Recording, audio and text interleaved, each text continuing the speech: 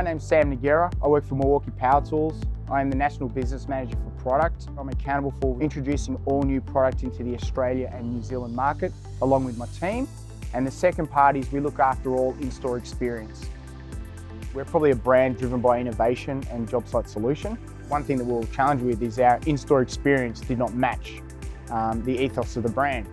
We reached out to Steve and Paul at Integra.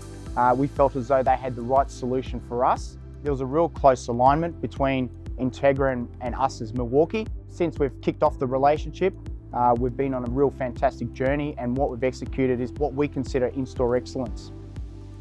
The real opportunity surfaced when we started establishing a partnership, and that partnership is consistent dialogue, great connection with the guys, and it's a collaborative project. We don't treat it as our project and they're the supplier.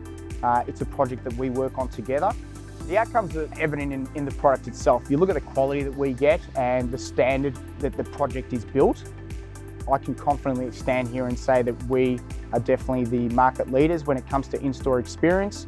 We're continually pushing the boundaries in how we represent our product out at retail, and a good example is when we see our competitors try to replicate what we do.